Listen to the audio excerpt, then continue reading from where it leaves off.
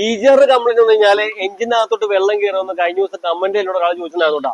ഈജറിന് complaint വന്നു കഴിഞ്ഞാല് എഞ്ചിനകത്തോട്ട് വെള്ളം കയറും സ്വാഭാവികമായിട്ടും. കാര്യം എക്സോസ്റ്റ് ഗ്യാസിനെ തണുപ്പിക്കാനായിട്ട് യൂസ് ചെയ്യുന്ന ഒരു കൂളർ ആയി കാണുന്നത് കേട്ടോ. എക്സോസ്റ്റ് ഗ്യാസിനെ തണുപ്പിക്കുന്നത് നമ്മുടെ കൂളന്റ് യൂസ് ചെയ്തിട്ടാണ്. ഈ കാണുന്ന കണക്ഷൻ നമ്മുടെ ഈജാറിന്റെ കൂളന്റ് സർക്കുലേഷൻ നടക്കുന്ന പൈപ്പ് കണ്ടോ. ഇത് നേരെ നമ്മുടെ ഈ ഈജാർ കൂളറിനകത്തോട്ട് പോകുന്നത് കൂളന്റാണ്.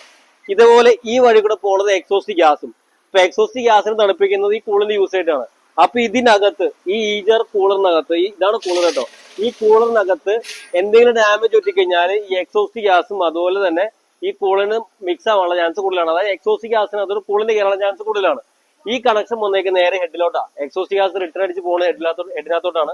അപ്പൊ സ്വാഭാവികമായിട്ടും ഇതുവഴി നേരെ കൂളന്റ് നേരെ ഹെഡിനകത്തോട്ട് ഇറങ്ങും. അങ്ങനെ ഇറങ്ങിക്കഴിഞ്ഞാൽ എഞ്ചിൻ കംപ്ലൈന്റ് ഉള്ള ചാൻസ് ഭയങ്കര കൂടുതലാണ്.